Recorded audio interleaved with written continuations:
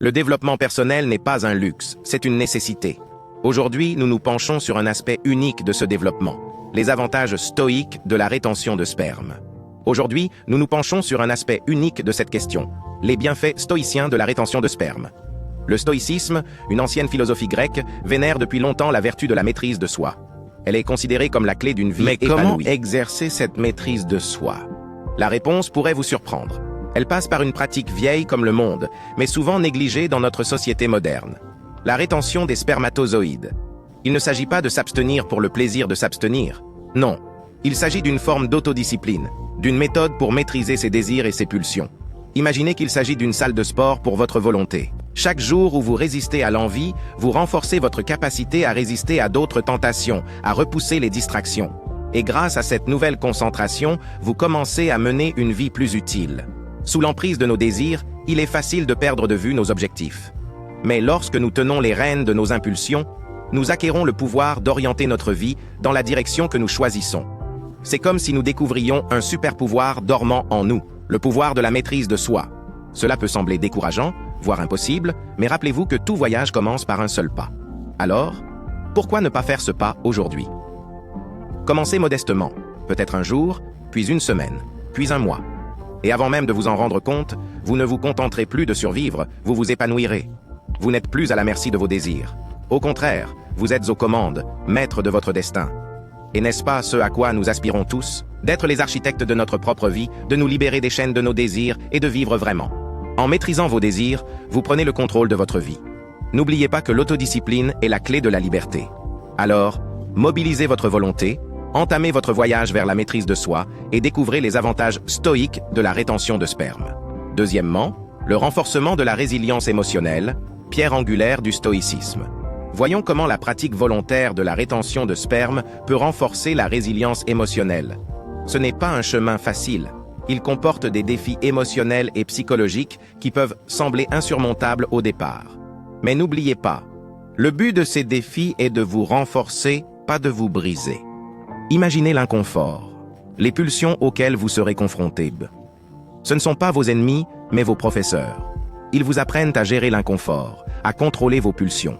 Et c'est cela, mes amis, qui construit la résilience émotionnelle. Il s'agit d'apprendre à rester calme face à l'adversité, à garder le contrôle lorsque tout semble hors de contrôle. Les stoïciens croyaient qu'il fallait accepter les choses que l'on ne peut pas changer et se concentrer sur ce que l'on peut contrôler. Ainsi, lorsque vous choisissez volontairement la rétention de spermatozoïdes, vous choisissez de travailler sur quelque chose que vous pouvez contrôler. Vous voyez donc que cette pratique n'est pas seulement une question de maîtrise de soi. Il s'agit de se transformer en une personne plus résiliente. Il s'agit d'adopter une attitude stoïcienne face aux difficultés de la vie. Il s'agit de comprendre que chaque défi est une opportunité de croissance. En relevant les défis, vous devenez plus fort, plus résilient. Rappelez-vous que ce qui ne vous tue pas vous rend plus fort. Imaginez d'énergie qui s'écoule de vous, non pas perdue, mais redirigée. C'est le potentiel de la rétention de sperme. C'est un réservoir, une source d'énergie qui, lorsqu'elle n'est pas orientée vers la satisfaction sexuelle, peut être canalisée vers d'autres domaines du développement personnel. Pensez à ces activités intellectuelles qui vous démangent, à ces livres que vous voulez lire, à ces recherches que vous voulez faire, à ces conversations enrichissantes que vous voulez avoir. Une fois votre énergie réorientée, ces activités deviennent plus que des intérêts passagers. Elles font partie intégrante de votre parcours vers l'amélioration de soi. Pensez à votre forme physique. L'énergie qui alimentait autrefois vos désirs peut maintenant alimenter vos séances d'entraînement, vos courses, vos séances de yoga. Votre corps devient plus fort, plus capable, plus résistant, faisant écho à la force de votre esprit. Qu'en est-il de vos projets créatifs? Cette peinture que vous avez préparée? L'instrument que vous avez appris? La poésie que vous avez écrite? Une fois votre énergie réorientée, votre créativité s'épanouit. Elle s'épanouit, elle chante, elle peint des couleurs vibrantes sur la toile de votre vie.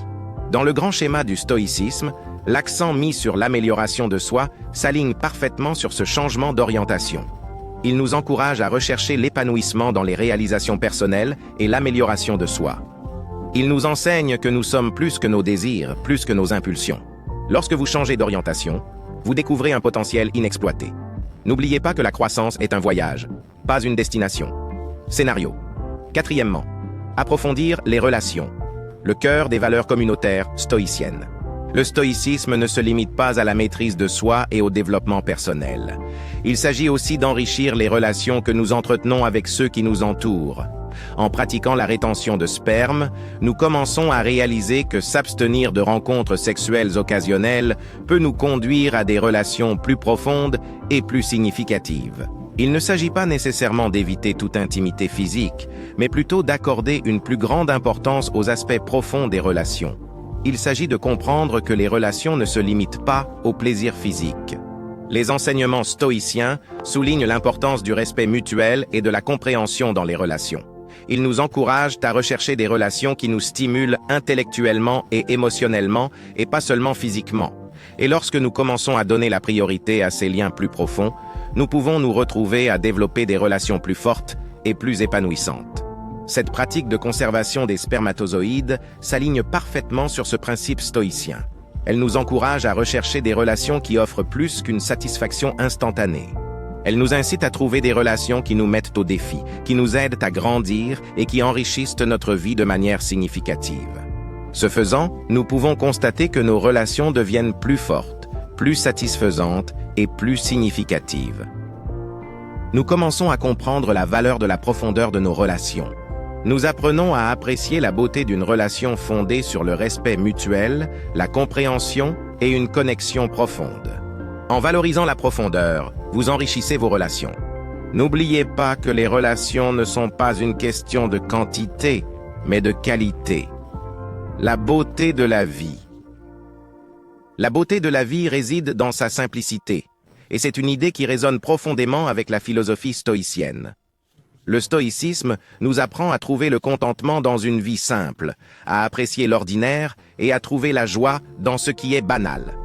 Vous vous demandez peut-être quel est le lien entre la rétention de sperme et cette philosophie. En pratiquant la rétention de sperme, les individus peuvent s'éloigner de la recherche de plaisir physique. Au lieu de cela, ils peuvent porter leur attention sur les aspects les plus simples de la vie. Cela pourrait se traduire par une nouvelle appréciation du café tranquille du matin, de l'arôme riche d'un repas bien cuisiné, le bruit de la pluie contre la fenêtre ou la chaleur d'une conversation authentique. Ce sont ces moments qui enrichissent véritablement notre vie. En enlevant les couches de gratification physique, nous commençons à réaliser que la joie et la satisfaction ne se limitent pas à nos désirs physiques. Elles imprègnent tous les aspects de notre vie, attendant d'être découvertes dans les coins les plus discrets. En ce sens, la rétention de sperme peut servir de catalyseur en réorientant nos énergies et notre attention vers ces plaisirs simples mais profonds. Il ne s'agit pas de se priver des joies de la vie, mais plutôt de redéfinir ce que la joie signifie pour nous. Il s'agit de comprendre qu'il y a plus dans la vie que ce que l'on voit et que les meilleurs plaisirs se trouvent souvent dans les moments les plus simples. En simplifiant, on trouve le contentement.